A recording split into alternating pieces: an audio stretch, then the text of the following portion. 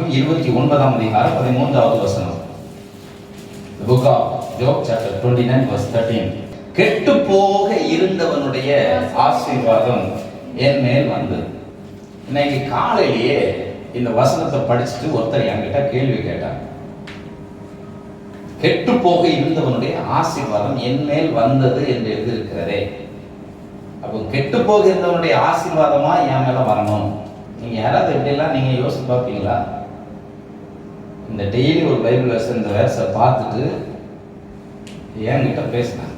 அப்போ கெட்டு போக இருந்தவனுடைய ஆசீர்வாதம்னா என்ன அப்படின்னு கேட்டீங்கன்னா, யோகி இதே அதிகாரத்துல 7 காரியங்களை அவர் அழகா சொல்லியிருக்காரு. நிறைய சம்பவங்கள் இருக்கு யோகனுடைய புத்தகத்துல. 7 காரியங்களை உங்களுக்கு காண்பித்து அதில் 3 காரியங்களை பார்க்க முடிஞ்சா நம்ம பார்த்துட்டு நம்ம ஜெபம் பண்ணி முடிக்க போகிறோம். ஆமென். அல்லேலூயா. அப்போ முதல் காரியம் என்ன அப்படின்னு கேட்டீங்கன்னா, கதர்ன ஏழைகளை நான் காப்பாற்றினேன். யோகு சொல்றாரு, கதறிய ஏழைகளை நான் என்ன செய்யறேன்? காப்பாற்றினேன். இரண்டாவது சொல்றாரு, தந்தை இல்லாத ஒருக்கு நான் உதவினேன். மூன்றாவது சொல்றாரு, புருஷன் இல்லாம கைம்பெண்ணா இருப்பாங்க பாருங்க, அவங்களுடைய உள்ளத்தை களிப்பால் நான் பாட செய்தேன். நான்காவது சொல்றாரு, பார்வையற்று இருந்தான் பாருங்க, அவனுக்கு நான் கண்ணானேன். அடுத்து சொல்றாரு, கால் ஊனமுற்றவர்களுக்கு நான் காலானேன்.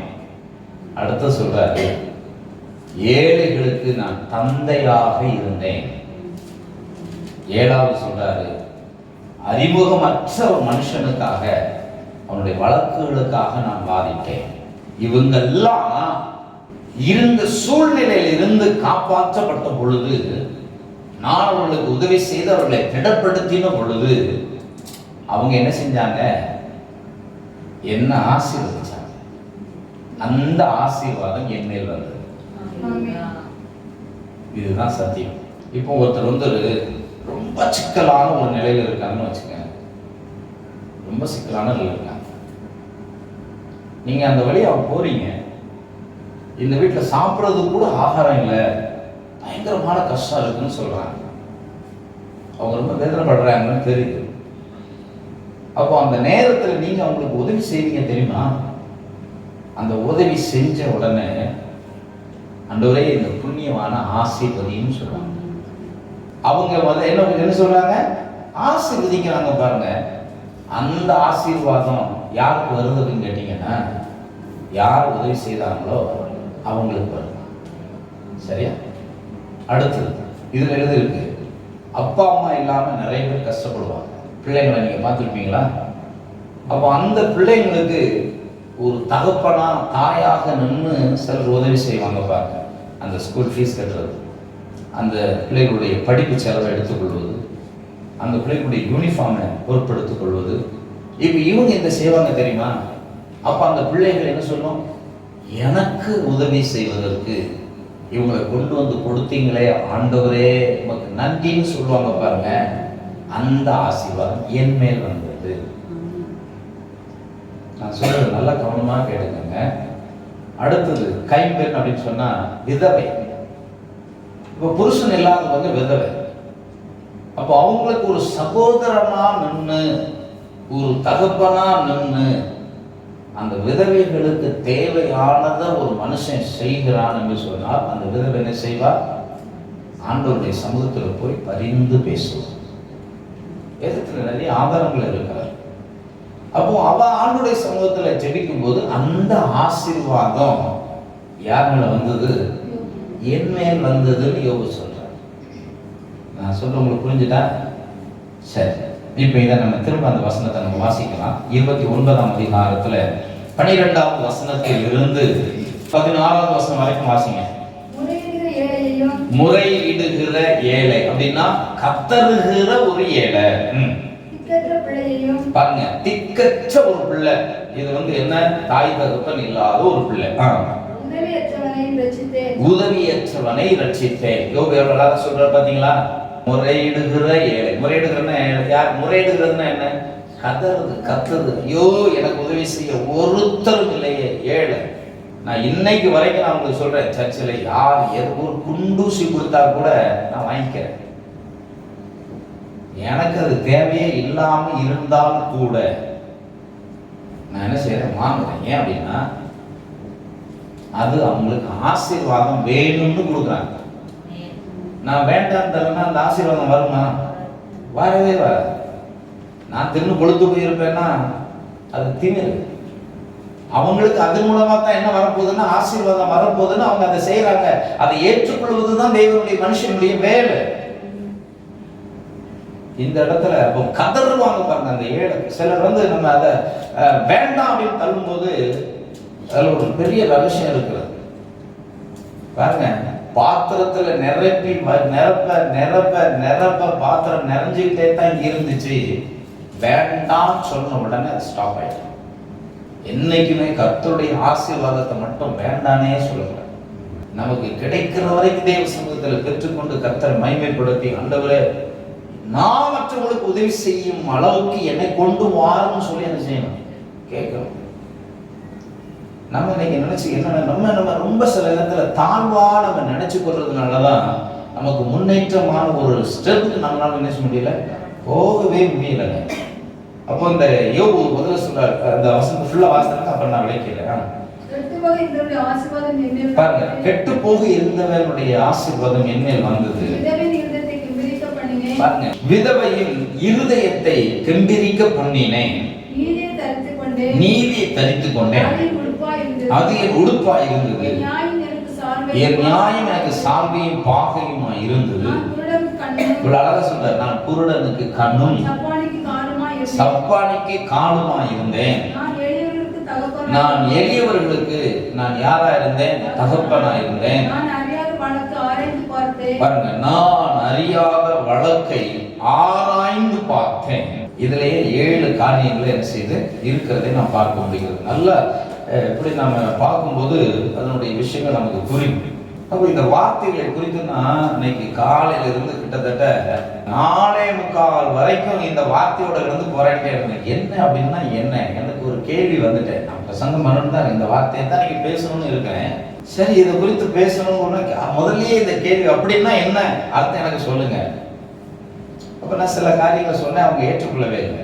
சரி, நீங்க சாயங்காலம் உங்களுக்கு சொல்றேன், தெளிவா நீங்க கேளுங்க அப்படின்னு சொல்லியிருக்கேன். முதல் காரியம் என்ன அப்படின்னு கேட்டீங்கன்னா, கதறிய ஏழைகளை நான் காப்பாற்றினேன். அப்போ ஏழை எதுக்காக கதறான்? யோபுடைய புஸ்தகம் 31:19 வாசிங்க. இந்த புக் ஆஃப் ஜோப் சாப்டர் 31:19. ஒருவன் உடுப்பில்லாததினால் மடிந்து போகிறதையும், பாத்தீங்களா, ஏழைக்கு மூட வஸ்திரம் இல்லாதிருக்கிறதை நான் கண்ட பொழுது. அப்ப அவன் கதற தானே செய்வான். உடுக்க வஸ்திரம் இல்லைன்னா ஏழை கதறவானா கதற மாட்டான். எங்க நான் எடுத்த ஒரு சேலை இருக்கு, நான் 3 வருஷமா 4 வருஷமா உடுக்கிறேன், 5 வருஷமா உடுக்கிறேன். இப்ப என்னால எடுக்க முடியல. நான் 5 வருஷமா ஒரே பேண்ட தான் போட்டுட்டு இருக்கேன். இப்ப எனக்கு ஒரு புதுசா ஒரு பேண்ட் எடுக்க முடியல, அது கேட்க எனக்கு வசதியே வரல அப்படின்னா அவன் கதறுவானா கதற மாட்டான்? சொல்லுங்க. இன்னைக்கு இருக்கிற ஃபேஷன் பாத்தீங்கன்னா, அன்னைக்கு பிச்சைக்காரன் போட்டுட்டு இருக்கிறத இன்னைக்கு இருக்கிற ஆட்கள் துட்டு கொடுத்து 3000 கொடுத்து ஒரு பேண்ட் வாங்கி அங்கங்க கிழிச்சிட்டு போட்டுட்டு பிச்சைக்காரனோட கேவலமா இருக்கிறான். இந்த வசதி வேறு. நான் சொல்றது நீங்க நல்லா புரிஞ்சுக்கணும். நம்ம நிறைய விஷயங்களை அறியாததுனாலதான் தேவ சமூகத்துல நமக்கு துதிக்கவும் முடியல, ஜெபிக்கவும் முடியல, வாயை திறக்க முடியல, உண்ணாமணி மாதிரியே சில நேரம் இருந்துக்கிறோம். நான் என் கண்ணால பார்க்க சில விஷயம், தேவ சமூகத்துல யாரெல்லாம் கதறாங்களோ, யாரெல்லாம் அலறாங்களோ, யாரெல்லாம் கூக்குரல் விடுறாங்களோ, யாரெல்லாம் கண்ணீர் விடுறாங்களோ, இந்த வேத வசனத்தை வச்சு நான் தைரியமா சொல்றேன், இன்னைக்கு வரைக்கும் அவங்க அப்பத்துக்கு இறந்து தெரிந்ததும் இல்லை, அவங்க கண்ணீர் விட்டு அழுது புலம்பினதும் இல்லை. ஆமென். அல்லேலூயா. அவங்களை அவர்களுடைய தேவன் அவங்களை போஷித்து கொண்டே இருக்கிறார். அதுக்கு தான் ஆராதனை எல்லாம் சொல்றோம், நல்லா கத்துங்க, நல்லா ஆண்டவர் வாய்களை திறந்து கூப்பிடுங்க. தேவன் நடந்து போகும்போது கூட காது கேளாதவர் போலதான் என்ன செய்வாரு, போகிற மாதிரி அவனை காமிப்பாரு. கதற ஏழு அப்படித்தானே கதறான். ஐயோ எனக்கு வசதியில் அப்படின்னு சொல்ல பிள்ளைங்க, என்னம்மா எத்தனையோ வருஷமா நான் கேட்டிருக்கேங்க, எனக்கு ஒரு புது ட்ரெஸ் கூட கிறிஸ்துமஸுக்கு எடுத்து தர மாட்டேங்கிறீங்கம்மா. அது என்ன செய்யும்? அது வர்ற சம்பளத்தில் வச்சு அது வேலை செய்கிற அந்த வேலையில் வர வருமானத்தை வச்சு வீட்டை நடத்துமா, இல்லை வாடகை கட்டுமா, இல்லை பிள்ளைகளுக்கு ஃபீஸை கட்டுமா, புதுசாக எடுக்க முடியலையே, வருத்தம் இருக்காதானே செய்யும். அப்போ அந்த பிள்ளை கதறும் இல்லை. அப்போ பிள்ளைகளுக்கு சொல்லி கொடுக்க வேண்டியது என்னன்னா, தேவனை நோக்கிப்பா, ஏசப்பாட்ட கேளுன்னு சொல்லி கொடுக்கணும். கொடுத்தா வழிகளை கர்த்தர் திறந்து கொடுப்பாருங்க. ஆமென். அல்லேலூயா. அல்லேலூயா. நான் நிறைய சம்பவங்களை சொல்ல முடியும். ஒரு வீட்டுக்கு ஒரு பிள்ளைக்கு புதுசாக ட்ரெஸ் எடுத்து கொடுத்தப்போ சொன்னாங்க, எவ்வளோ நாள் கழிச்சு இது கிடச்சிட்டு அப்போ என் பிள்ளைக்கு அவ்வளோ சந்தோஷம் அப்படின்னு சொன்னாங்க. பிள்ளைக்கு அவ்வளோ அது போடும்போதெல்லாம் அவ்வளோ சந்தோஷம். இன்னைக்கு நம்ம என்ன செய்யறோம் அப்படின்னு கேட்டீங்கன்னா, நம்ம குடிச்சிட்டு மீதம் இருக்க தண்ணீரை கலக்கி விட்டுட்டு போகிற நிலைக்கு தான் இன்னைக்கு நம்ம வந்து நிற்கிறோம். அது இன்னொருவனுக்கு ஆகுமே அப்படின்னு யாரும் யோசிக்கிறதே இல்லை. ஏன்னா எனக்கு நிறைஞ்சிட்டு, எனக்கு போதும், இனி ஏமாத்த சாப்பிட்டாலும் செத்தா என்ன கவலையே இல்லை அப்படின்னு நினைச்சிட்டு பைபிள் எழுதிருக்கு, அந்த தண்ணீரை கலக்கி விட்டுட்டு போறாங்க. இப்போ இந்த ஏழைகள் கர்த்தரை நோக்கி என்ன செய்யறாங்க? கூப்பிடுறாங்க, கத்தருறாங்க, அழுகுறாங்க, ஆண்டவரே ஆண்டவரே ஆண்டவரே ஆண்டவரே கத்துறாங்க. தேவன் அவர்களுக்காக வழிகளை என்ன செய்யறாங்க? அழகாக திறந்து கொடுக்கிறார். அப்போ வஸ்திரம் இல்லாததையும் ஒருவன் உடுப்பில்லாததினால் மடிந்து போகிறதையும் ஏழைக்கு மூட வஸ்திரம் இல்லாதிருக்கிறதையும் நான் கண்டபோது, நான் பைபிள் காலேஜ் படிச்சுட்டு இருக்கும் போது ஏற்கனவே சொல்லியிருக்கேன், அவர் இறந்துட்டார். இப்போ இந்த கொரோனா காலத்துல தான் அந்த டீச்சர் மாதிரி இறந்துட்டார். பைபிள் காலேஜ் டீச்சர் டீனா இருந்தார் எனக்கு, ரத்னராஜ் அப்படின்னு சொல்லி தாம்பரத்தில். ராத்திரி 10:30 மணிக்கு பிற்பாடு இந்த குளிர் சீசனில், விண்டர் சீசனில் நாங்கள் காலேஜ் விட்டு வெளியே வருவோம். குளிரில் பயங்கரமாக ஆடிட்டு இருப்பாங்க. ஒரு பிளாங்கெட்டை வாங்கி அவங்க மேலே அப்படியே மூடி விட்டுட்டு போவாங்க. அவன் அடுத்த நாள் அவன் யூஸ் பண்ணுறானோ யூஸ் பண்ணலையா ரெண்டாவது மேட்டர். ஆனால் உடுப்பு இல்லை, அவனுக்கு வஸ்திரம் இல்லை, மூட ஒரே ஒரு துணி தான் அவன் இடுப்பில் இருக்கு, மீதி துணி அவனுக்கு இருக்காது. அப்போ அதை மூடி விடுறதுனால நமக்கு என்ன கிடைக்கும் நம்ம யோசிப்போம்ல, இந்த உதவி செய்யறதுல நமக்கு என்ன லாபம் நம்ம நினைப்போம்ல. சிலர் சொல்லுவாங்க அவன் காலையில் தூக்கி தூரம் வீசிட்டு போயிடுவான்னு நம்ம நினைப்போம்ல. ஆனால் ஆண்டவர் என்ன செய்யற தெரியுமா? நீ உதவி செய்ய அந்த உதவியே அவர் பார்க்குறார். வேதத்தில் எழுதியிருக்கார், வஸ்திரம் இல்லாதவனுக்கு ஆண்டவர் அழகாக நீங்கள் மத்திய குடிச்சுட்டு பாருங்க, நான் சிறைச்சாலையில் இருந்தேன், என்னை பார்க்க வந்தீர்கள், நான் வியாதியா இருந்தேன், என்னை விசாரித்தீர்கள், நான் ஆகாரம் இல்லாமல் இருந்தேன், எனக்கு ஆகாரம் கொடுத்தீர்கள், நான் தாகத்தோடு இருந்தேன், என் தாகத்தை நீங்கள் தீர்த்தீர்கள். அப்ப இது என்ன, ஏழைகளுக்கு ஒரு மனுஷன் இறங்கி உதவி செய்யறவனா இருக்கணும். புரியுதா நான் சொல்றது? அப்பந்தான் ஒருவேளை நம்ம அதை செய்யல, அவன் கெட்டு போகிற நிலைமையில இருந்தான். கெட்டு போகிறதுன்னு அப்படின்னு கேட்டீங்கன்னா, இன்னொரு பைபிள்ல இன்னொரு லாங்குவேஜ்ல அழகா எழுதியிருக்கிறது, அழிந்து போகி இருந்தவனுடைய ஆசீர்வாதம். ஒருவேளை அவனுக்கு அதை நம்ம கொடுக்கவே இல்லைன்னா அவன் செத்து தானே போவான். அப்ப அழிந்து போகிற ஒரு நிலையில இருக்கிறவன் நீங்க கொடுத்த ஆசீர்வாதத்தை பெற்றுக்கொண்டு அப்ப உங்களுக்காக கர்த்தரை துதிக்காம பாருங்க, அந்த ஆசீர்வாதம் உங்க மேல வரும். புதிய ஏற்பாட்டில் எழுதியிருக்கிறது, அநேகருடைய ஸ்தோத்திரத்தினாலே கிருபை நிச்சயமா பெருகும். அது இதே வார்த்தை தான். அநேகருடைய ஸ்தோத்திரம் எப்ப வரும் அப்படின்னு கேட்டீங்கன்னா, அவங்களுடைய இடுக்கல்ல, ஆபத்துல, கஷ்டத்துல, நெருக்கத்துல உதவி செய்யும் போது அவங்க கர்த்தரை துதிக்கணும். அவங்க இதை வாங்குறதுக்கு என்ன வச்சுட்டாலே மட்டும் நினைச்சிட்டாங்க அப்படின்னா அவங்களுக்கு பிளஸிங்கே கிடையாது. இதுலதான் கர்த்தர் ஒரு மனுஷனை எடை போட்டே பார்க்கிறார். இதுலதான் ஒரு மனுஷனை கர்த்தர் அவனுடைய இருதயங்களை அறிகிறார். அவன் நல்லவனா கெட்டவனான்னு எப்ப புரிகிறாருன்னா, இந்த பாதையில அவங்களை நடத்தி கொண்டு போய் தான் இவங்க யாருன்னு கண்டுபிடிக்கிறார். அந்த நேரத்துல தான் பெருமையெல்லாம் நினைக்க கூடாது. என்ன நடத்துவதற்கு நீர் வழியை ஏற்படுத்தினீர், நீர் உண்மை உள்ள தேவன் என்று சொல்லி கர்த்தரை மகிமைப்படுத்தணும். அதுதான் ஆசீர்வாதம். அதான் ஆசீர்வாதம், அதுதான் பிளஸிங், அதுதான் தேவனுடைய நன்மை. ஒரு நாள் நம்ம பெருக்கெடுத்து ஓடுகிறதற்கு ஏற்ற செழிப்பு அங்கதான் வருகிறது. இது நிறைய பேர் புரியாததுனாலதான் அவங்க அதே நிலைமையில நம்ம இருக்க வேண்டிய கண்டிஷனுக்கு தள்ளப்படுறாங்க. நான் சொல்லுவேன், என்னுடைய நெருக்கத்துல 10 ரூபா ஒருத்தர் கொடுத்தாலும் போதும், அந்த 10 ரூபா காய்க்காக நான் கர்த்தரை ஸ்தோத்திரம் பண்ணேன். நான் எத்தனையும் வீடு போய் சொல்லலாம், தேவன் எனக்கு 1 ரூபா கணக்கு கொடுத்தாமலாம் இருக்காங்க. ஊழியத்துக்கு வந்து உட்பட எனக்கு 20 பைசா கணக்கு கொடுத்தவங்க இருக்காங்க, 4 கொடுத்தவங்க இருக்காங்க. சந்தோஷமா தான் இன்னைக்கும் வாங்கியிருக்கேன், அன்னைக்கும் வாங்கியிருக்கேன், இன்னைக்கும் வாங்க. அல்லேலூயா. இப்போ ஒரு ஏழை, இந்த விஷயத்தை நீங்க நல்லா புரிஞ்சுங்க. கர்த்தருக்குரிய ஒரு ஏழைக்கு நான் உதவி செய்து அவங்க என்ன செஞ்சேன், காப்பாற்றினேன். அவங்க எனக்காக ஜெபம் பண்ணாங்க, அந்த ஆசீர்வாதம் என் மேல என்ன செஞ்சிச்சு, வந்துச்சு. சங்கீத புஸ்தகம் 12:5 பாருங்க. ஏழைகள் பாழாக்கப்பட்டது நிமித்தம், கொஞ்சம் வேகமா வாசிங்களேன். ஏழைகள் பாழாக்கப்பட்டது நிமித்தம், ஏழைகள் பாழாக்கப்பட்டது நிமித்தம், எளியவர்கள் விடும் பெருமூச்சு நிமித்தமும், எளியவர்கள் விடும் பெருமூச்சு நிமித்தம் நான் இப்பொழுது எழுந்து அவன் மேல் சீறுகிறவர்களுக்கு அவனை காத்து சுகமாய் இருக்க பண்ணுவேன். கர்த்தர் சொல்லுகிறார். பாத்தீங்களா, ஆண்டவர் சொல்றார், நான் அவங்களை சுகமா இருக்க பண்ணுவேன்.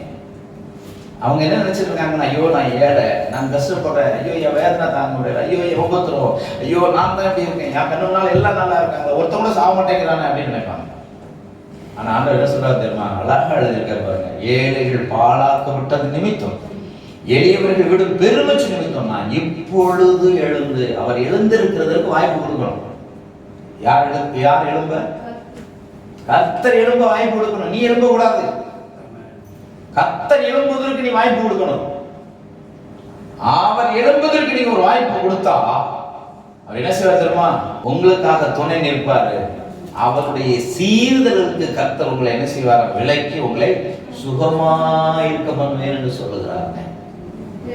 அப்போ ஒருத்தன் ஏழையா இருக்கிறவன், கஷ்டப்படுகிறவன், அவன் ஒருத்தனுக்கு வேணாத காரியங்களை செய்யறான், அவனுக்கு வர வேண்டிய நன்மையெல்லாம் ஒருத்தன் கெடுத்து கொடுக்கிறான்னா அவனுக்கு விரோதமா கர்த்தர் பேசுவார். அல்லேலூயா. அப்ப அவன் சும்மா இருப்பானா? அவன் தேவ சமூகத்தில் போய் நன்றி செலுத்துவான். அது காரணமா இருந்தவனுக்கு அந்த ஆசீர்வாதம் வரும். அந்த ஆசீர்வாதம் எனக்கு வந்ததுன்னு யோபு சொல்றாரு. சரிங்க, யோபு இவ்வளவு காரியத்தை சொல்றாரு. ஆனா அவருடைய நண்பர்கள் இருக்காங்க பாருங்க, அடும் நல்ல நண்பர்கள். இப்படி நண்பர்கள் இருக்கணும் நான் சொல்லுவேன்.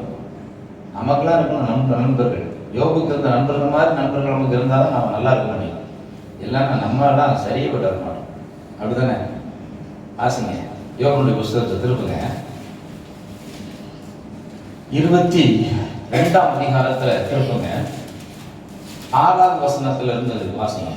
முகாந்திரம் இல்லாமல் உம்முடைய சகோதரர் கையில் அடகு வாங்கி ஏழையின் வஸ்திரங்களை பறித்துக் கொண்டே, தாடித்தவனுக்கு தாகத்துக்கு தண்ணீர் போடாமலும் பசித்தவனுக்கு போஜனம் போடாமலும் போனீர். பலவானுடைய தேசத்தில் இடம் உண்டாயிற்று, கணவான் அதில் குடியேறினான். விதவைகளை வெறுமையாய் அனுப்பிவிட்டீர். தாய் தகப்பன் இல்லாதவர்களின் பெயர்கள் முறிக்கப்பட்டது.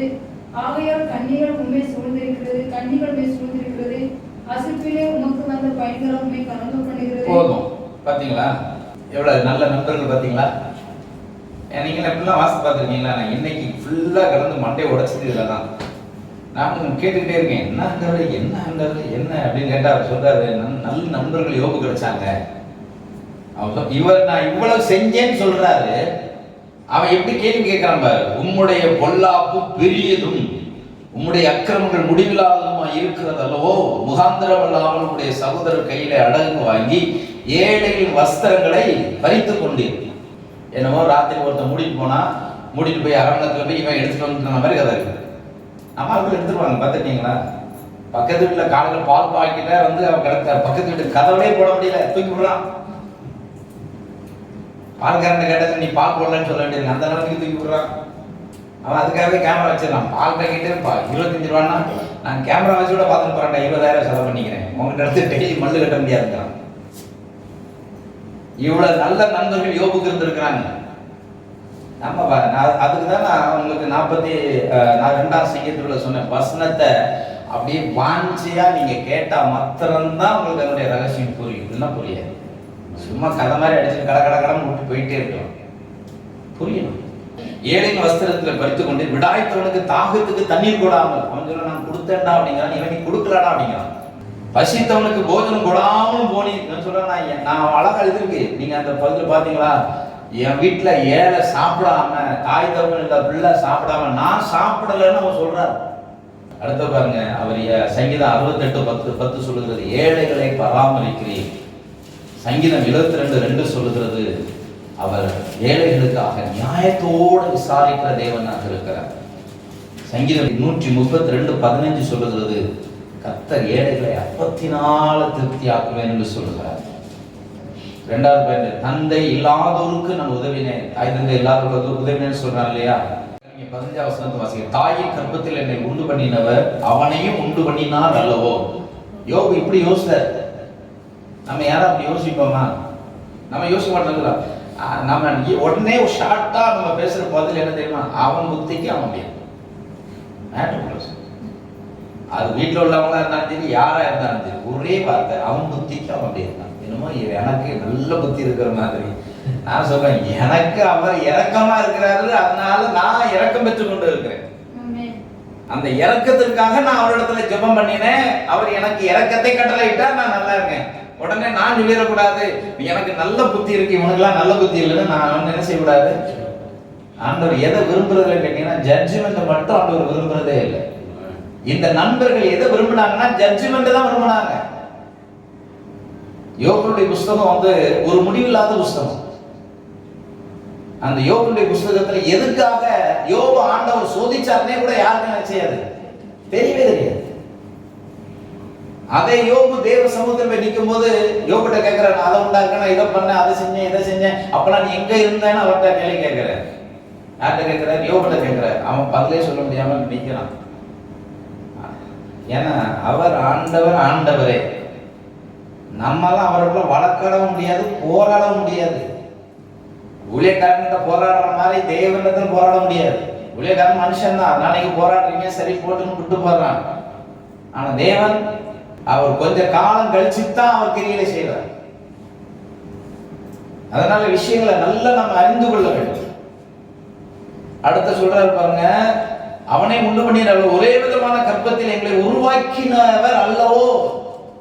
நான் எப்படி பிறந்து வெளியே வந்தானோ அதே மாதிரி கர்ப்பம் தானே அவங்க அம்மாவுக்கு இருந்துச்சு. அந்த கர்ப்பத்துல தானே அவனும் உருவாக்கப்பட்டான். எப்படிலாம் யோபு பேசி இருக்கிறாருன்னு பாருங்களேன். நம்ம என்ன போங்க, நம்ம வெந்தது துன்பம், விதி வந்த சாபம் தான் இன்னைக்கு வரைக்கும் நம்ம இருக்கிறோம். ஏதோ காலையில் வருது 2 அள்ளி போட்டு திந்துறோம், மத்தியானம் வருது அள்ளி போட்டு திங்குறோம், ராத்திரி வருது அள்ளி போட்டு திந்துறோம், ஆண் விழுந்துடுறோம். இஷ்டம் இருந்தா ஸ்தோத்திரம், இஷ்டம் இல்லைன்னா ஆத்திரம். யார் அந்த ஆண்டவர்? இன்னும் கொஞ்ச நாள் கழிச்சு அப்பதான் கேட்க போறாங்க, ஏசுனா யாரு கொனை அப்படின்னு கேட்க போறாங்க. நான் போய் கோழிவாடாத போய் துண்டு பகுதியை எடுத்து கொடுத்து, ஏசு நல்லவர், ஏசு உங்களை நேசிக்கிறார், ஏசு சீக்கிரமா வர போறார், வரையிட்டு கொஞ்சம் காரிங்க அப்படிங்க. என்ன சொல்லி எந்த வண்டியில வரலாம்னு கேட்கறான். நான் என்ன பதில் சொல்றது? புரியுதா உங்களுக்கு? எந்த பஸ் ஸ்டாப்ல வருவார் அப்படின்னு அப்படியே கேட்டோம். அதே மாதிரிதான் இன்னைக்கு ரட்சிக்கப்பட்டு நமக்கு சிலருக்கு இப்படி மாதிரி என்ன இருக்கிறதுனாலதான் முன்னால என்ன இருக்குன்னே நமக்கு பார்க்க இருக்க மாட்டேங்குது. நம்ம இப்ப எங்க இருந்துட்டு இருக்கோம் அப்படின்னா, நிறைய பேர் ஃப்ரீ கேஜ்லயே இருந்துட்டு இருக்கிறாங்க. ரசிக்கப்பட்டு 10 வருஷம் ஆனாலும் சரி, 50 வருஷம் ஆனாலும் சரி, அவங்க இருக்கிற ஸ்டாண்டர்ட் எதுனா ஃப்ரீ கேஜ். ஃப்ரீனா இருக்கிறதா பால்வாடியில் கொண்டு விட்டோடனே அது மூக்கு அடிச்சுட்டே இருக்கும். அதுக்கு பிஸ்கெட் கொடுங்கன்னா உடனே மூக்கு அடிக்கும். அதுக்கு விளையாடுற பொருளை பிடிக்கிங்கன்னா உடனே மூக்கு அடிக்கும். அது எல்கேஜி பிள்ளைக்கு போயிட்டாங்க, ஒரு சீனியர் கேஜி ஜூனியர் கேஜி போயிட்டாங்கன்னா அதே மாதிரி அந்த பிள்ளைட்ட பிடிங்க அதை பண்ணுவான் பண்ணாது.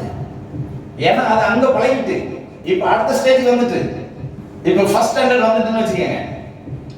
அப்போ அந்த பிள்ளைக்கு வேற மாதிரி குணம் இருந்திருக்கும். இப்ப இவனை மாதிரி பெரிய பிள்ளையாச்சு, இவளை மாதிரி பிள்ளையாச்சு. இப்ப எப்படி தோணும்? அந்த எல்கேஜில, யூகேஜில, ஃபர்ஸ்ட் ஸ்டாண்டர்ட்ல, செகண்ட் ஸ்டாண்டர்ட்ல இருந்த கேரக்டர்லாம் மாறி இப்ப வேற கேரக்டர் வந்துருக்கும். நம்ம சிலர் எப்படி இருக்கோம்னா, முதல்ல எப்படி இருந்தோமோ அப்படியே தான் இருக்கணும். இதெல்லாம் சரியான ஒரு டீச்சிங், புரிஞ்சு அப்படியே தான் இருக்கணும். எடுத்தோட கையில இருக்க புடுங்கணும்னு அழுகிறோம். எதுக்கு புடுங்கினாங்கிறத இன்னைக்கு வரைக்கும் நம்ம கண்டுபிடிக்க மாட்டோம். பிள்ளைகள்கிட்ட புடுங்கினா அழதான் செய்யும், எதுக்கு புடுங்கினாங்கன்னு தெரியாது. இப்போ இவன் இந்த 2 அடிச்சுட்டு தான் வச்சுக்கோங்க, இல்லை தட்டிட்டு இருக்கான். நான் அதை புடுங்கிட்டேன்னா அவன் அழுதானே என்ன அர்த்தம் தெரியுமா? இப்போ அவன் எங்க இருக்கான்? ஃப்ரீ கேஜில் தான் இருக்கான். இப்போ நான் அவன்கிட்ட இருந்து எடுத்தேன்னா அவன் என்ன யோசிப்பான்? ஓஹோ, நம்ம பண்ணது தப்பு, அதனால நம்ம இருந்து வாங்கியிருக்கான். இப்படி என்னைக்கு ஒரு விசுவாசிக்கு யோசிக்க தெரியுதோ அன்னைக்குதான் அவங்களுக்கு கண்ணுக்கு தேவன் நல்லவர்னே தெரியும். அது வரைக்கும் தெரியும். எனக்கு இது தேவையில்லைன்னு அவர் அறிஞ்சாரு, அதனால அவர் அதை என்னிடத்திலிருந்து எடுத்துக் கொள்ளுகிறாரு. எனக்கு எப்ப தேவை என்பதை அவர் அறிவார், அப்பொழுது அவர் எனக்கு தருவார். இந்த சத்தியத்தை நம்ம ஆண்டவர்கிட்ட இருந்து கேட்டு கேட்டு படிக்கணும். எனக்கு போட்டு மண்டை போட்டு உடச்சுனேன், என்ன இது இப்படி ஒரு கேள்வி கேட்டாங்க, அது சொல்லி ஆகணும். நான் பேசணும்னு வேற மாதிரி பேசிட்டு வச்சுக்கோங்க. அடுத்த வார்த்தை அழகா எழுதுங்க. எளியவர்கள் பாருங்க, எளியவர்கள் வஞ்சித்ததை நான் கொடாதிருந்து விதவையின் கண்களை பூத்து போக பண்ணி தாய் தகப்பனில்லாத பிள்ளை என் ஆகாரத்தில் சாப்பிடாமல் நான் ஒருவனாய் சாப்பிட்டது உண்டோ? ஏன் ஒருத்தனா சாப்பிடல? என் வீட்டுல வேலை செய்யற வேலைக்கார முத கொண்டு, என் வீட்டுல இருந்த நான் அத்தனை பேர் முத கொண்டு இருந்தாங்க, அத்தனை பேர் முத கொண்டு சாப்பிட்டாங்க. ஒருத்தன் கூட சாப்பாடுன்னு வீட்டுக்கு வந்துட்டு சாப்பிடாம போனதில்லை. நான் எல்லாத்துக்கும் கொடுத்தேன். ஆனா என் நண்பர்கள் சொல்றாங்க, அவனுக்கு கொடுத்த சாப்பாடை நீ பிடிக்கி தின்னுட்டடா. அவன நண்பர்களா? நண்பர்களா? அவங்க என்னன்னா, இவன் எதையோ எதிர்பார்த்தவன் எங்களுக்கு ஏதோ கொடுக்கல கொடுக்குறது. அதனால இன்னைக்கு நிறைய பேர் அப்படிதான். நீங்க நல்லா தெரிஞ்சுக்கங்க, நமக்கு ஏதோ ஒருத்தர் கொடுக்கலன்னு வச்சுக்கோங்க, நீங்க கேட்டவங்களுக்கு அவங்க கெட்டவங்களாவே அவங்க வெளியே காமிச்சிருவாங்க. இது எங்க இருக்குன்னு கேட்டீங்கன்னா, ஆவிக்குரிய உலகத்துல, பெந்தேகோஸ்தே உலகத்துல, சபைக்குள்ள இது இருக்கவே இருக்கு. சரி, இவங்க கொடுத்தா இது சரியா இருக்கும் அப்படின்னு சொல்லி அவங்க கொடுத்தாலும் சிலருக்கு அதை பயன்படுத்த தெரியாமலே அவங்கள என்ன நினைக்கிறாங்க. இது உண்மை. சரி, எனக்கு ஒரு இறக்க குணம் இருக்கு, நான் சரி செய்யலாம்னு நினைக்கிறேன். அதை புரிஞ்சுக்கிட்டு அதை ஒரு காரியத்தை செஞ்சோம் அப்படின்னா அது பெட்டர். புரியுதுங்களா? யோகிட்ட இந்த நண்பர் இப்படிப்பட்ட நண்பர் பார்த்தீங்களா? அடப்பாவீங்களா, எவ்வளவு பேருக்கு அவன் உதவி செஞ்சிருக்கான், எவ்வளவு பேருக்கு சாப்பாடு கொடுத்துருக்கான், எவ்வளவு பேருக்கு தண்ணி கொடுத்துருக்கான், எவ்வளவு பேருக்கு வஸ்திரம் கொடுத்துருக்கான். அவனை பார்த்த உடனே அத்தனை பேர் எழுப்பி நின்று சலிட்டு அடிச்சான். இப்ப விழுந்துட்டான்னு தெரிஞ்ச உடனே அவ்வளவு பேர் அவனை எப்படி நினைச்சாங்க அப்படின்னா, ஒரு காசுக்கே லாக்கி இல்லை, இவன் ஏதோ தப்பு பண்ணிட்டு அதனாலதான் அண்டவரவனே அடிச்சிருக்கிறாருன்னு ஆரம்பத்திலிருந்து அவன் நண்பர்கள்லாம் பேசும்போது இருக்காங்க. நிறைய பேர் அப்படிதான். நான் சொல்றேன் கேளுங்க, உங்க வீட்டுல ஒரு கஷ்டம் வந்து நீங்க பாவம் செஞ்சுட்டதுனால உங்க வீட்டுல கஷ்டம் வந்துட்டு நினைக்க கூடாது. ஏதோ ஒரு காரியத்துக்கு உங்களை உருவாக்கிக்கிட்டு இருக்கிறார் என்பதை அறிந்து கொண்டு அவரை மகிமைப்படுத்தி முன்னால போயிட்டே இருந்தீங்கன்னா, உங்க கையில அவர் தர வேண்டும் என்று நினைச்ச 10,000 ரூபாய்க்கு பதிலா உங்க கையில அவர் 1,00,000 தருவார். இதுதான் நம்ம ஆண்டவர். இது இன்னைக்கு நிறைய பேருக்கு கண்டுபிடிக்கவே தெரியாது. அதனாலதான் சோர்ந்து போகிறாங்க, அதனாலதான் விழுந்து போகிறாங்க, அதனாலதான் பின்வாங்கி போகிறாங்க, அதனாலதான் தேவனை குறித்து அறிவே இல்லாம போறாங்க. ஆண்டவர் யார்? இதை நம்ம அறியணும். நான் ரசிக்கப்பட்டு இத்தனை வருஷம் ஆயிட்டு, நான் இத்தனை வருஷம் தேவனுடைய பிள்ளை, வேஸ்ட். இன்னும் நீ ஜீரோல தான் இருக்கிற, நீ ஒண்ணுக்கு இன்னும் வரல. அப்போ தேவனுடைய வார்த்தை எவ்வளவு அழகு அப்படின்னு கேட்டீங்கன்னா, அவன் சொல்றான், எளியவர்கள் வஞ்சத்தை நான் கூடாதிருந்து விதவியின் கண்களை பூத்து போக பண்ணி தாய் தகப்பன் இல்லாத பிள்ளையின் ஆகாரத்தில் சாப்பிடாமல் நான் ஒருவனாய் சாப்பிட்டது உண்டோ? என் சிறு வயது முதல் அவன் தகப்பனிடத்தில் வளர்வது போல என்னோடே வளர்ந்தான். அவன் அப்பா கூட வளர்றதை காட்டியும் மேல அதிகமா என் கூட வளர்ந்தான். நான் என் தாயின் கற்பத்திலே பிறந்தவர்கள் அப்படிப்பட்டவர்களை கையிலாக கொடுத்து நடத்தினேன். ஒருவன் உடுப்பில்லாதது நான் மடிந்து போவதும் ஏழைக்கு மூட வஸ்துகளாக இருக்கிறதையும் நான் கண்டபோது அவன் என் நாட்டு மேல் கம்பளினாலே அனல் கொண்டதினால் அவன் இடை என்னை புகழாதிருந்ததும். இதுலதான் அழகா எழுதியிருக்கிறார். அப்பா அவன் புகழ்ந்த ஆண்டவர்கள் பேச மாட்டாங்க. அந்த ஆசீர்வாதம் தான் இந்த மாதத்துல உங்களுக்கு வரும். அல்லேலூயா. வேண்டாமா? நம்ம மற்றவங்களுக்கு உதவி செய்யறதுனால, உதவி செஞ்சதுனால அவங்க கர்த்தரை துதிச்சிருப்பாங்க பாருங்க. சிலர் முறுமுறுத்திருப்பாங்க, என்ன இப்படி வச்சுட்டேன்னு முறுத்திருப்பாங்க. அதுவும் கர்த்தர் நமக்கு ஆசீர்வாதமா மாற்றுவார். ஏன்னா நீங்க வந்து தப்பான எண்ணத்துல யாரும் உதவி செஞ்சிருக்க மாட்டீங்க. ஆனா ஏற்றுக்கொண்டவங்க தப்பா ஏற்றுக்கொண்டாலும் உங்களுக்கு தேவன் அதை அவங்களுடைய முறுமுறுப்பை தேவன் உங்களுக்கு ஆசீர்வாதமாக மாற்றி தருவார். அதுதான் நம்ம ஆண்டவர். அதனாலதான் நான் அடிக்கடி சொல்றேன், நம்மளால முடிஞ்சதை நம்ம மற்றவங்களுக்கு செய்யணும். நான் 10 ரூபாய்க்கு என்கிட்ட இருக்குன்னா 5 ரூபாய்க்கு நான் சாப்பிட்டு 3 ரூபாய்க்கு மற்றவங்களுக்கு கொடுக்கறதுல தப்பே இல்லை. 8 ரூபாய்க்கு நானே சாப்பிடணும்னு நினைக்கிறது தான் தவறு. தேவன் பலனை எங்க வர்ஷிக்க பண்ணுகிறான்னா இங்கதான் வர்ஷிக்க பண்ணுகிறாங்க.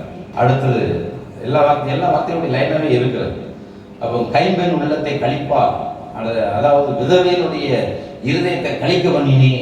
அப்போ ஒரு விதவைக்கு என்ன உதவி செய்யணுமோ பழைய ஏற்பாட்டிலையும் இருக்கு, புதிய ஏற்பாட்டிலையும் இருக்கு, அப்போஸ்தலர் நடவடிக்கையிலும் இருக்கு, எஸ்தர் புஸ்தகத்திலையும் என்ன செய்கிறது இருக்கிறது. ஆமென். அல்லேலூயா. எஸ்தர் என்ற அச்சால் சொல்கிறார், நான் தாய் தகப்பன் இல்லாத ஒரு அனாதை என்ன எங்க சித்தப்பா வளர்க்கிறேன். ஆமென். அல்லேலூயா. புரியுதா? சிறிய தகப்பன். எனக்கு அப்பா அம்மாவே இல்லை. ஆனா அவளை வளர்த்து எங்க கொண்டு விட்டான் அப்படின்னு கேட்டீங்கன்னா ஒரு ராஜாத்தி ஸ்தானத்தை கொண்டு விட்டான். அவளுடைய அர்ப்பணிப்பு அப்படி இருந்துச்சு. இன்னைக்கு சபைக்குள்ள விசுவாசிகள் அப்படியே அர்ப்பணிப்பா இருந்தா மேலத்தான் போவாங்க, யாருமே கீழே வர மாட்டாங்க. உருவாக்குற வேலை யாரு? சிறிய தகப்பன் ஆகிய மொர்தெகாய் எங்க இருந்தான்னு கேட்டீங்கன்னா வெறும் வாசல்ல தான் இருந்தான். ஆனா அந்த அக்சாலை எங்க கொண்டு வச்சான்? அந்த எஸ்தரை எங்க கொண்டு வச்சான் அப்படின்னா ராஜாவுக்கு முன்பாக ராஜாவோடு கூட உட்காரக்கூடிய ஸ்தானத்துக்கு கொண்டு வந்து ஒரு வாசல் இருக்கிறவன் ஏற்படுத்தி கொடுக்கிறானா அவன் தான் கிரேட். ஆமென். அல்லேலூயா. அப்போ அவன் அங்க இருந்து ஸ்தோத்திரம் பண்ணினா அந்த ஆசீர்வாதம் வருமா வராதா? அதனாலதான் இப்போ ஆமானுக்குள்ள பங்களா ஆமான்ட்டு இருந்து பிடுங்கப்பட்டு யாருக்கு கொடுக்கப்பட்டுச்சு? எஸ்தருக்கு கொடுக்கப்பட்டுச்சு. எஸ்தர் மொர்தெகாயை வைக்க வருகிறார். இதான் ஆசீர்வாதம். இதெல்லாம் நீங்க நல்லா புரிஞ்சுக்கிட்டீங்க வச்சுக்கீங்களேன், ஆண்டவர் விடவே மாட்டீங்க. ஏன் வந்து ஆண்டவர் ஏதாவது போட்டோம்னா நான் ரசிக்கிறேன், ருசிக்கிறேன், அனுபவிக்கிறேன். எனக்கு தெரியும் என் ஆண்டவர் யாருன்னு. எவனா என்கிட்ட வந்து ஆண்டவர் அப்படின்னு சொல்லி மூக்குல குத்திருன்னு சொல்லணும். புரியுங்களா? நம்ம சேர்ந்து சொல்லுவோம் இவர் ஓரஞ்சனக்கார ஆண்டவர். அவங்க ஆண்டவர் அப்படியே பார்த்து உங்களை அப்படியே பார்த்து அப்படியே ஆசீர்வார். என்கிட்ட யாராவது சொன்னா எனக்கு பயங்கர கோபம் வரும். நீ தேட வேண்டிய விதமா நீ தேடுன்னு சொன்னா அவர் உனக்கு தென்படுவார். உனக்கு வேணுங்கிறத அவர் தருவாரு. தரலன்னு சொல்லி இந்த வேதத்தை தூக்கி நான் சமைக்க வேண்டாம்னு சொல்வேன். அப்படிப்பட்ட அவங்க உண்மைங்க. என் பிள்ளைக்கு பால் வாங்கி கொடுக்க கூட பைசா இல்லாம இருந்தேன். என் மாமியார் வீட்டில் போய் கேட்டதுன்னா அவங்க எவ்வளவு வேணாலும் கொடுத்துருப்பாங்க. கேட்கல, நானும் கேட்கல, என் பொண்டாட்டியும் கேட்கல. வந்தார அடுத்த நாள் 500 ரூபா கிடைச்சதுங்க. 2வது நாள் வீட்டுக்கு பாலை வாங்கிட்டு போகல, பால் டப்பா வாங்கிட்டு போகல. அதுக்கு அடுத்த நாள் எனக்கு 500 ரூபா கிடைச்சது. 190 ரூபா பால் டப்பா வாங்கிட்டு போனேன். அல்லேலூயா. அல்லேலூயா. அதனால தெரிஞ்சுக்கங்க, இன்னைக்கு வரைக்கும் கர்த்தர் போஷிக்கிற விதமே அழகு, தனி அழகு. எனக்கு என்ன வேணும்னு அதனால தான் இப்போ ஆண்டவர்கிட்ட கேட்குறேன், ஆண்டவரே எனக்கு நல்ல ஆத்மாக்களை தானே. மூஞ்சி தூக்கி வச்சுக்கிட்டு ஊழல் மட்டும் அடையிறதுலாம் அதுவும் இருக்கட்டும். இப்போ அதை நான் வேண்டாம்னு சொல்ல முடியாது, அதுவும் இருக்கட்டு. ஆனால் இனி எனக்கு தருதெல்லாம் நல்லதா தானே, முத்துக்கள் மாதிரி தானுங்க. முத்துக்கள் மாதிரி. அதுக்காக இப்போ இருக்கிற சொத்தையெல்லாம் தள்ளிப்படணும் ஒரு மலை, இதுவும் வேணும். இதுவும் ஒரு மூலையில் இருந்தால் தான் அழகு.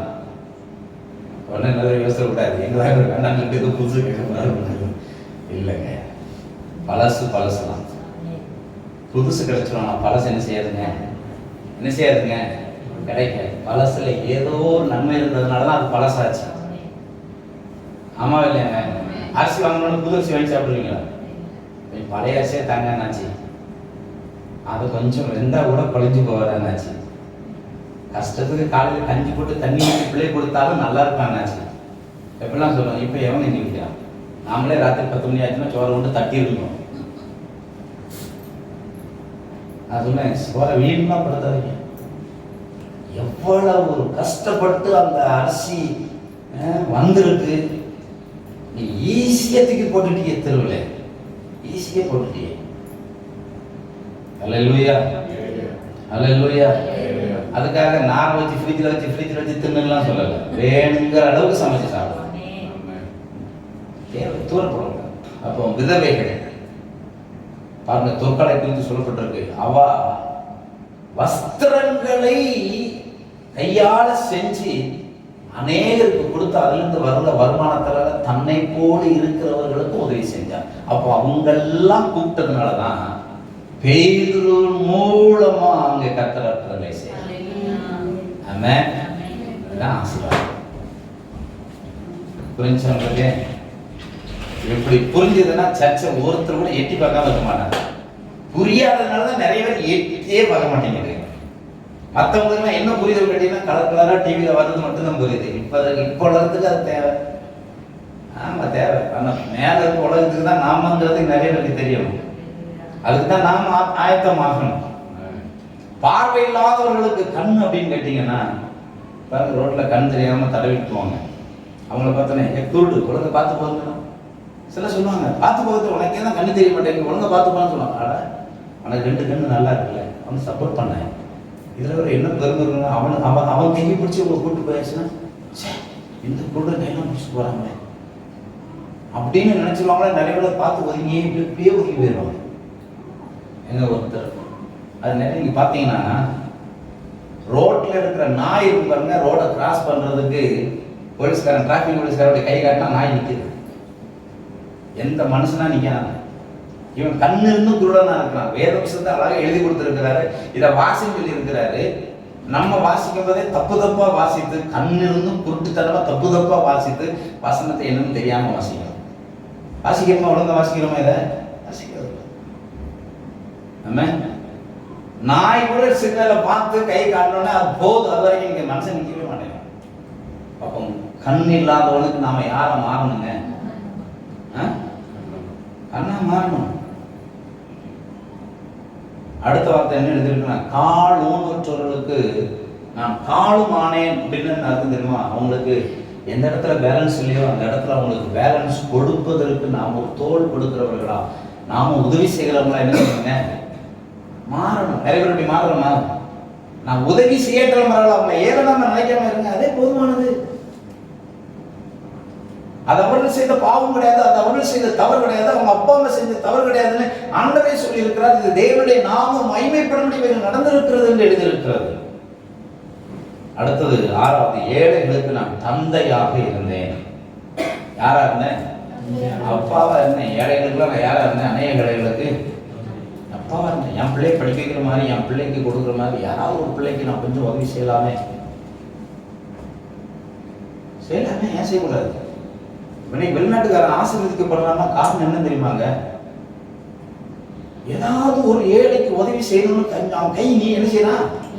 நீட்டுறான். நாம என்ன செய்யறான்? எவ்வளவுதான் நம்ம கிட்ட வந்தா காணாது காணாது காணாதுன்னு தான் சொல்றோம். காணிக்கே அவர்கிட்ட அது தசமபாரம் எனக்கே காணாது எனக்கே காணாது எனக்கே காணாது, உனக்கு என்னைக்கு தான் காணும். சொல்ல புரியுதா? அதுல ஒரு பகுதி எப்பவுமே நீங்க ஞாபகம் வச்சுக்கோங்க. ஒரு பகுதி 10ல் ஒரு பகுதி கர்த்தர் கொடுக்கணும். அடுத்த 10ல் ஒரு பகுதி உங்க அப்பா அம்மா கொடுக்கணும். அடுத்த 10ல் ஒரு பகுதி ஏழை எளியவர்களுக்கு நீங்க கொடுக்கணும். கொடுப்பீங்களா? எங்க ஒண்ணுமே எனக்கே காண மாட்டேங்குன்னு சொல்லிட்டாலே இது நிறைய என்னைக்குதான் காணும் சொல்லுவோம். இதை நீங்க செஞ்சீங்கன்னா அவங்க உங்களுக்காக ஸ்தோத்திரம் பண்ணுவாங்க. அந்த ஆசீர்வாதம் உங்க மேல வரும். அல்லேலூயா. அப்ப யோபு இந்த வார்த்தைகள்லாம் சொன்னார் பாத்தீங்களா? எங்கேயுமே ஆண்டவரை பற்றி யோபு குறையாவே பேசல. ஆனா ஆண்டவரை மிக அழகா சொல்லுவாரு, யோபு நண்பர்களே, நீங்க நிதானமாவே பேசலப்பா. என் தாசனாகி யோபு பாரு, அவன் எங்குமே குறை சொல்ல.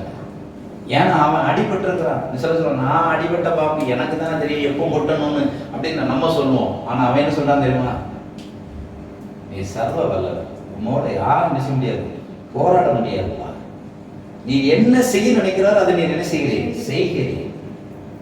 யோபு 42 அதிகாரத்துல 2வது வசனத்துல எழுதப்பட்டிருக்கிறது, நீ தேவரே, நீ சகலவற்றையும் செய்ய வல்லவர், நீ செய்ய நினைக்கிறது எதுவுமே என்ன செய்யாது, தடைப்படாது.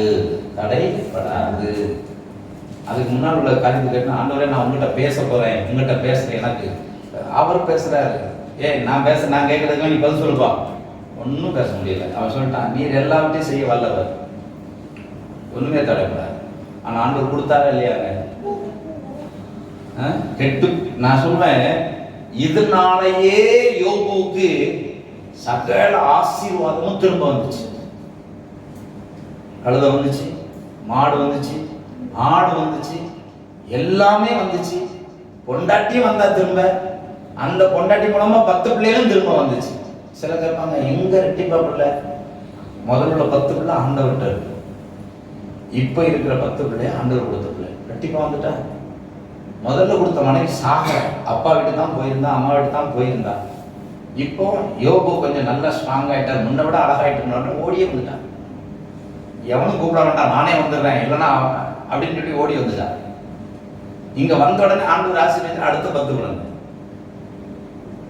இதெல்லாம் நம்ம சிந்தித்து நம்ம வேதத்தை படிச்சோன்னு வச்சுக்கோங்களேன், நம்ம ஒரு காலம் ஒரு விஷயத்திலும் இழக்க மாட்டோம். ஆமென். அல்லேலூயா. அதனாலதான் யோபுடைய ஆவிக்குரிய நிலைமை எப்படி இருந்துச்சுன்னா, ஆண்டவர் அவன் பார்க்குறாரு, உத்தமனா பார்க்குறாரு, சன்மார்க்கனா பார்க்குறாரு, தேவனுக்கு பயப்படுகிறவனா பார்க்குறாரு, பொல்லாப்புக்கு விலகிறவனா பார்க்குறாரு. எதுக்கு விலகிறவன்? பொல்லாப்புக்கு. நம்ம விலகிறோமா? அவ்வளோ அழகா அவனை பார்க்குறாரு. அடுத்தது, அவன் தன் கண்களோடு உடன்படிக்கை பண்ணின மனுஷன்.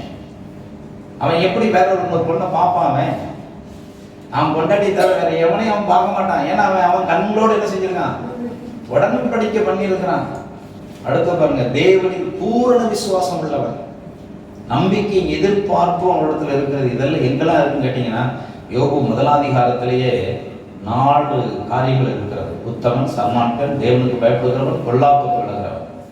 யோபு 31:1 தன் கண்களோடு உடன்படிக்கை பண்ணினவன். யோபு 19:25 தேவனில் பூரண விசுவாசம் உள்ளவன். யோபு 25:27 நம்பிக்கையின் எதிர்பார்ப்பு உள்ளவனாக இருக்கிறார். கரெக்ட். 19ஆம் அதிகாரத்துல 25ஆவது வசனத்திலிருந்து 27ஆவது வசனம் வரைக்கும் இதெல்லாம் நம்ம கவனிச்சோம் அப்படின்னு கேட்டீங்கன்னா, நம்ம என்னைக்குமே ஆண்டவர்கிட்ட போராடவே மாட்டோம்.